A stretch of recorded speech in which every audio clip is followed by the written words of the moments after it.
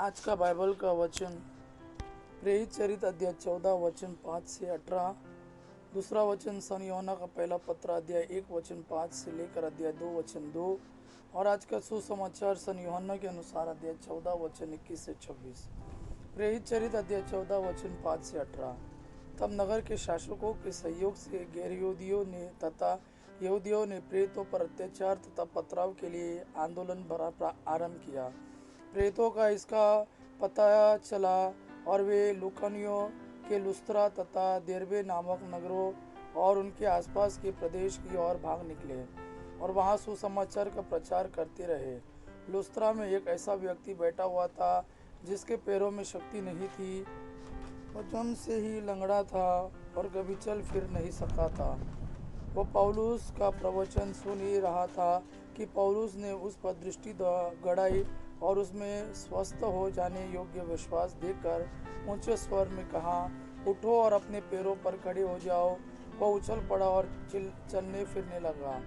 जब लोगों ने देखा कि पौलुस ने क्या किया है तो वे लुकानिया भाषा में बोल उठे, देवता मनुष्यों का रूप धारण कर हमारे पास उतरे हैं। उन्होंने बरनबास का नाम जूस रखा और पौलुस का हेरमेस, क्योंकि वह प्रमुख प्रवक्ता था। नगर के बाहर जूस का मंदिर था। वहाँ का पुजारी माला पहने सांडों के साथ फाटक के पास आ पहुंचा और वह जनता के साथ प्रेरितों के आदर में बलि चढ़ाना चाहता था। जब बरनबास और पौलुस ने यह सुना तो वे अपने वस्त्र फाड़ कर यह पुकारते हुए भीड़ में कूद पड़े, भाइयों, आप यह क्या कर रहे हैं? हम भी तो आप लोगों के समान सुख दुख भोगने वाले मनुष्य हैं। हम यह शुभ संदेश देने आए हैं कि इस निसार देवताओं को छोड़कर आप लोगों को उस जीवंत ईश्वर की ओर अभिमुख हो जाना चाहिए, जिसने आकाश, पृथ्वी, समुद्र और उनमें जो कुछ है वह सब बनाया। उसने पिछले युगों में सब राष्ट्रों को अपनी अपनी राह चलने दिया, फिर भी वह अपने वरदानों द्वारा अपने विषय में साक्ष्य देता रहता है।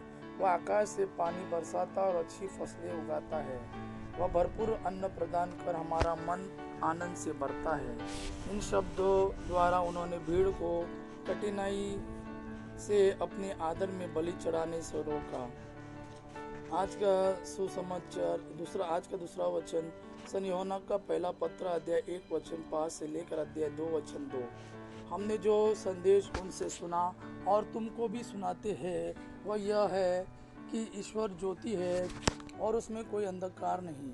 यदि हम कहते हैं कि हम उसके जीवन के सहभागी हैं किंतु अंधकार में चल रहे हैं तो हम झूठ बोलते हैं और सत्य के अनुसार आचरण नहीं करते।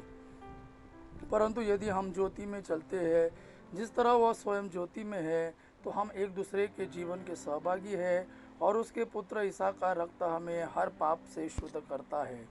यदि हम कहते हैं कि हम निष्पाप हैं तो हम अपने आप को धोखा देते हैं और हम में सत्य नहीं है। यदि हम अपने पाप स्वीकार करते हैं तो वह हमारे पाप क्षमा करेगा और हमें हर अधर्म से शुद्ध करेगा, क्योंकि वह विश्वसनीय तथा सत्य प्रतिज्ञ है।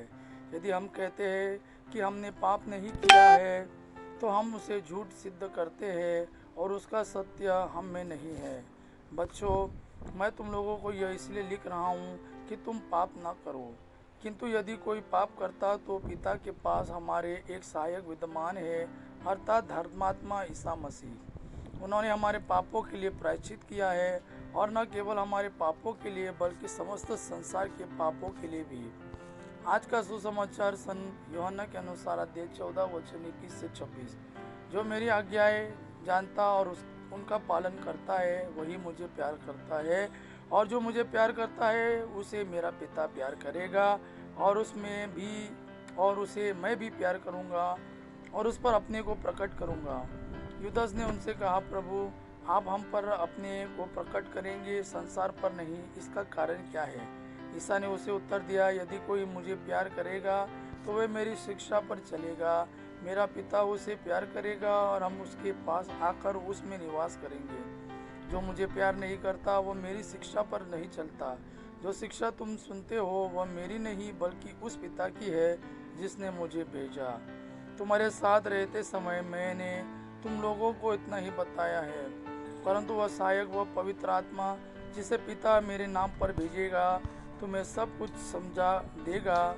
मैंने तुम्हें जो कुछ बताया वह उसका स्मरण दिलाएगा। आज का सुसमाचार यह प्रभु का वाणी है। प्रभु को धन्यवाद। आबा पिता की महिमा और पुत्र यीशु का प्रेम आप पर सदा सर्वदा बना रहे। आमीन।